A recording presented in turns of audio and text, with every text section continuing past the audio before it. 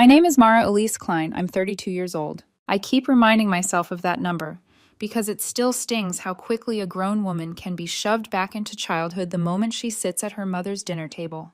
The smell of overcooked meatloaf, the too bright overhead light, the way everyone falls into their old seats like they're following stage directions from a bad family play.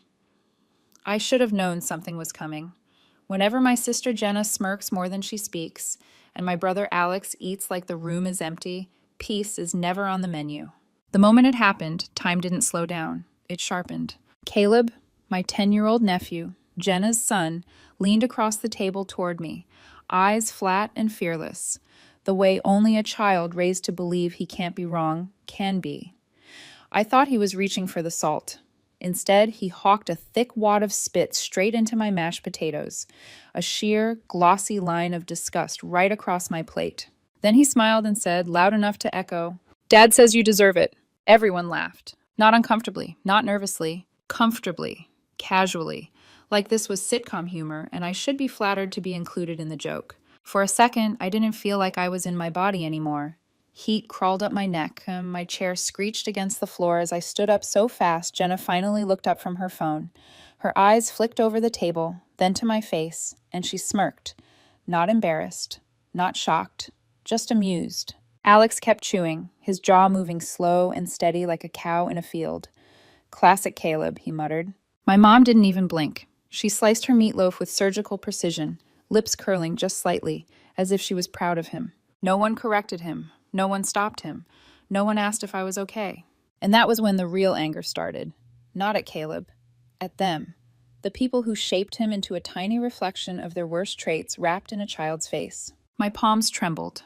I imagined telling them everything I'd swallowed for years. I imagined flipping the table, sweeping the plates off with one dramatic arm swing, watching the mashed potatoes splatter into the wall. But I didn't. Instead, I dropped back into my chair fully, hands shaking with fury I couldn't disguise. The silence around me felt hostile, thick, like they were all waiting to see if I'd cry or explode or apologize for reacting. Jenna laughed again, louder this time. Caleb mimicked her. Alex kept chewing. Mom smirked. The moment stretched long and cruel, and something in me broke cleanly. The second time I stood, it wasn't anger, it was clarity. I picked up my purse, led myself to the door, left my shoes behind because my feet felt too heavy to bend down for, and walked out of the house barefoot without a word. The cold porch steps stung. The driveway gravel bit into my soles. I didn't care. I climbed into my car and drove back to my apartment with my bare feet on the pedals, heart numb and roaring at the same time. When I got home, I didn't cry. Not a single tear. I boiled water for tea and stared at the kettle until the whistle sounded like it was coming from the bottom of a cave. Then I opened my laptop. My name was tied to Mom's mortgage.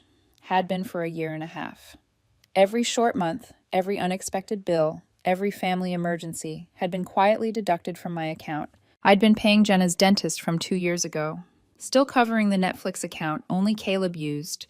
Still funding Alex's temporary loan that had turned into a silent lifetime debt. Still paying the cable plan at Mom's house, the one she insisted she didn't know how to cancel. I'd been treated like a walking ATM with a side of emotional target practice. At 9:12 p.m., my phone buzzed. A message from Mom. No explanation, no apology, just, "Don't contact us again." The words slapped harder than the spit on my plate ever could. I stared at them for a full minute, then I typed, "Understood, mortgage auto pay ends tomorrow." I watched the group chat go dead. Quiet, still. It lasted 2 hours. At 11:42 p.m., it exploded. "Jenna, what the hell are you talking about?" Alex, "You're joking, right?" Mom, "Don't be petty, Mara."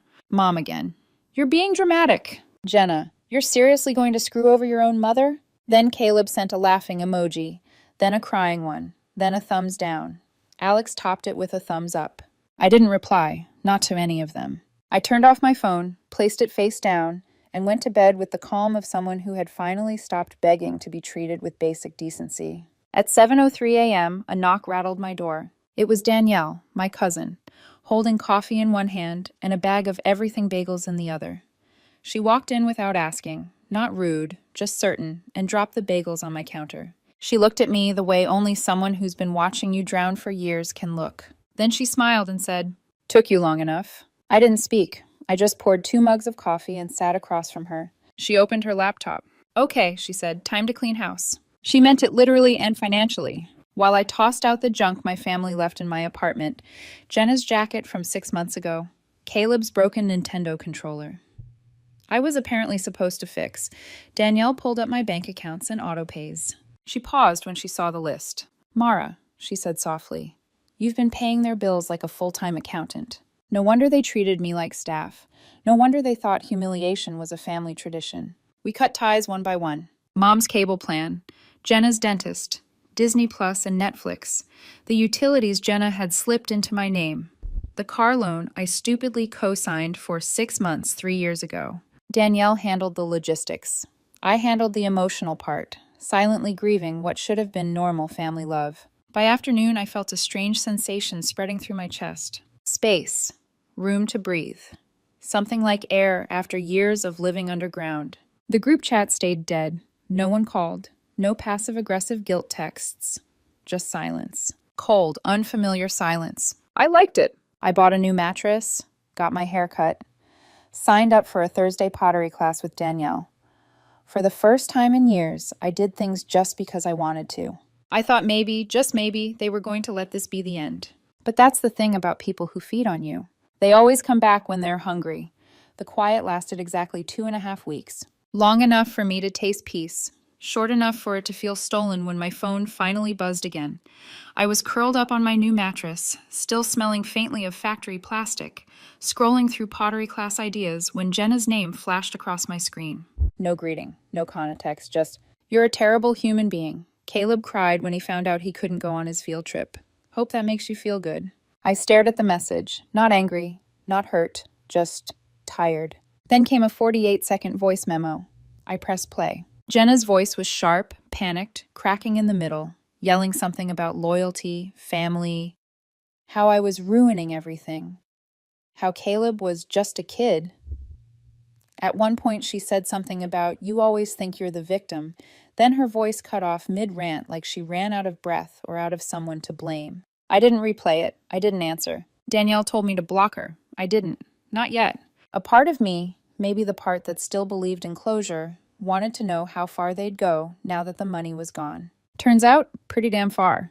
3 days later, Danielle sent me a screenshot with no caption. A GoFundMe. Title, Help Caleb Get Through a Tough Year. Goal, $5,000.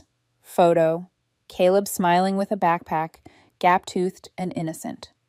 Story, a vague paragraph about unpaid lunches, unexpected medical costs, and certain family members choosing to walk away in our darkest hour. One donation, $110 from our mom. I sat on my couch staring at the post. At first there was a flicker of guilt, then confusion, then something sharper, alertness. Medical costs, unpaid lunches. Why hadn't any of this been said to me before? If something was truly wrong with Caleb, they'd ask me for money directly. They always did, unless they knew I wouldn't believe them. Or worse, unless something was wrong, and pride had kept them silent. Danielle watched me reading the screenshot and said quietly, you don't owe them anything, Mara. I nodded, but I couldn't shake the feeling crawling around my ribs. A strange instinct. Something wasn't adding up. Medical bills had never been mentioned, and if Jenna was telling the truth, she'd never admit it. Not to me, not to anyone, until there was no choice left. I shoved the thought away and focused on the life I was rebuilding. Pottery class on Thursdays. A weekend book club at the downtown library. Movie nights with Danielle, usually ending with clay dust still on our clothes. Sleeping deeply for the first time in years. No more 2 a.m. panic about whether I'd miss an autopay. No more, can you watch Caleb at his appointment? No more, we're short this month, just this once. Silence became a friend I never knew I needed. And then, on a cold Thursday night after pottery class, my phone buzzed in my coat pocket. Unknown number, no voicemail. A minute later, a text arrived. From Jenna. I know you hate me. You have every right to. But Caleb's sick. It's serious. He needs surgery. We lost our insurance and can't cover it. Please, I'm not asking for myself. Don't tell Mom I told you. I'm just asking for help for him. I leaned against my car door, latte cooling in my hand, rereading the message until the words blurred. No apology, no acknowledgement, straight to the ask. My first instinct was to delete it. But then I thought of Caleb, 10 years old, troubled, spoiled, raised on entitlement, but still a child. And children only know the world they're given. That night, I showed the message to Danielle. She didn't flinch, just sighed, closed her laptop slowly, and said, "You're going to help, aren't you?" I didn't answer. I didn't need to. It wasn't about Jenna. It wasn't about my family. It was about the kid. A kid who had once spit in my food, but who didn't choose who raised him. I pulled up my bank accounts again. I'd saved a little since cutting them off. Not much, but enough. I ran the numbers, looked at my upcoming bills, took a deep breath. "I'll pay 40%, I typed back to Jenna. No more, no less. It goes directly to the hospital, not to you." Hours went by. Finally, at nearly midnight, "Are you serious? Thank you. I mean it. Thank you." The next morning, I called the clinic she mentioned. I didn't say who I was, just asked how to contribute toward a patient's surgery. They explained the process. Yes, Caleb was on the schedule. Yes, a partial payment was required soon. I paid exactly 40%, got the receipt, hung up. 3 hours later, my phone rang. "Mom." I didn't pick up. She left a voicemail. "I heard what you did for Caleb. I wanted to say thank you. I guess I was wrong about a few things." That was it. No apology, but close. Closer than anything I'd gotten in decades. I didn't call back. Not yet. I wasn't ready to step into that minefield. I thought the story would go quiet again. I was wrong. Because 3 days later, when I got home from work, a cardboard box waited on my doorstep with no return label. Just my name, written neatly in black marker. Inside were photo albums. Real old-school ones. Dusty edges, yellowing pages, plastic film sticking from age. I sat on the floor, legs crossed, flipping through childhood. Grade school pictures. Christmas mornings. My first bike. My 7th birthday party. Jenna in most photos. Smiling, hugging me, handing me presents. We looked happy. We looked like strangers. Between 2 albums was a folded piece of notebook paper. Handwritten, shaky, familiar. "You didn't deserve how we treated you. I was wrong. We were wrong. I'm sorry too." No name, but I recognized the handwriting immediately. Half mom, half Jenna. Like they wrote it together. I sat there for a long time, not sure what the feeling was. Not forgiveness, not relief, not peace. But something. A beginning, maybe. I closed the albums and slid the box into my hallway closet. I wasn't ready to reopen a past they'd pretended didn't exist. 2 weeks passed with nothing. And then, a text from Mom. "Dinner Sunday, just us, please come." Danielle's immediate response when I told her, "Is she cooking or ambushing?" I didn't know.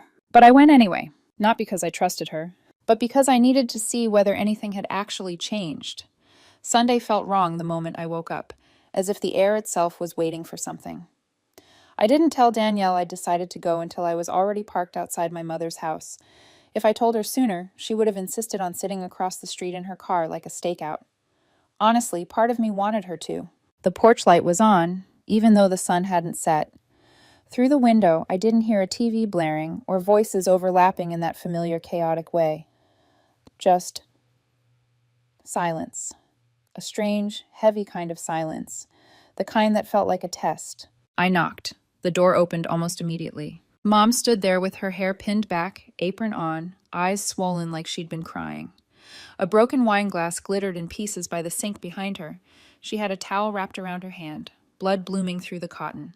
"Come in," she said softly, as if loudness might scare me away. Instinct took over. I moved past her, gently pulled the towel off her hand, and washed the cut with warm water. She sat quietly, letting me tend to her, the way a child lets someone else tie their shoes. No arguments, no deflections, not even the usual, "It's fine, I'm fine." It felt strange. When dinner was ready, she carried the plates to the table. Meatloaf, green beans, and mashed potatoes. Ironically, the same meal Caleb had spit on weeks earlier. I sat down slowly, prepared for anything. An ambush, tears, manipulation, a guilt speech rehearsed in the mirror. Instead, she asked, "Are you happy, Mara?" The question stunned me more than any accusation ever had. I stared at her for a moment, trying to read the trap, the angle, the twist. But there wasn't one. "Yes," I said finally, "I am." She nodded, eyes shiny, voice steady. "I wasn't fair to you. I saw you as someone who could take it, so I gave you everything to carry." Just that. No excuses, no threats, no emotional blackmail. Honesty, stripped down to the bone. When she asked if I wanted to see Caleb, I said no. For the first time, she didn't argue. When I left that night, there was no dramatic hug, no sudden reconciliation, just a quiet nod, like she finally understood that forgiveness wasn't a switch, it was a process. And the process wasn't finished yet. 3 days later, a small package showed up in my mailbox. Inside was a folded piece of construction paper with a drawing and marker. Me and Caleb sitting on a park bench. My hair was lopsided, his head was too big, and the son in the corner had sunglasses for some reason. Beneath it, in shaky handwriting, "Sorry I was mean. Thank you for helping me not die. Love, Caleb." I laughed so suddenly I choked, then cried without meaning to. That night, I sent back a simple note. "Thanks for your drawing. I'm glad you're okay." I thought that was the end of it. It wasn't. 2 days later, there was a knock on my door. When I opened it, Jenna was standing there. No makeup, no jewelry, hair messy. She held her wedding ring in her palm like an offering. "I'm selling it," she said, "for Caleb, for everything." She swallowed, looked away, then said, "I'm sorry, Mara, for all of it. I didn't want to see how bad it got." She wasn't crying, but her voice kept breaking. The words came out jagged, unpolished, real. She handed me an envelope next. A check. 4 digits. "From both of us," she said. "Just something back. A start." Before I could reply, Caleb peeked from the car window and waved shyly. For the first time, I waved back without hesitation. That night, Danielle showed up with 2 bottles of wine and a look of pure suspicion. "You look like you just got proposed to by an ex," she said, dropping the bottles on my counter. I laughed. Actually laughed. We talked for hours about work, boundaries, and beginnings. She mentioned an opening at her firm, said I should apply. I said I'd think about it, and meant it. The next morning I woke up to a text from Mom. A picture of a small house with chipped paint and a crooked swing set. "Thinking about buying this. 10 minutes from you. You don't have to help, but I'd like to cook for you once I'm settled." For the first time, her words didn't feel like a hook disguised as affection. They felt like possibility. A few days later, another envelope slid under my door. A card with cartoon bears on it. "Hi, Mara. I feel better now. Mom says I can visit if you want. I'm sorry for being mean. I hope you like your job and your new haircut. Love, Caleb." I froze at the line about my haircut. Only Jenna could have told him that. But this time, it didn't feel like intrusion. It felt like care. I emailed my application to Danielle's firm that same night, then wrote Caleb back. "Thanks for your card. I'm glad you're better. I'd like to write you sometimes. Is that okay?" His next drawing arrived a week later, me, Caleb, and Danielle making clay pots. Underneath it, one word, someday. Fall came fast after that. Caleb recovered. I started the new job. Life settled into a rhythm I didn't know I was capable of having. Then Mom texted, "Bought the house. Moving soon. You don't have to help, but I'd like to cook for you once I'm settled." I replied, "One dinner." A week later, a letter came from Jenna. No drama, no guilt, no self-defense. Just truth. She wrote about shame, about realizing she'd treated my generosity like a guarantee, about wanting to rebuild something honest. I didn't reply. Not yet. But I kept the letter, and for the first time in my life, that felt like enough.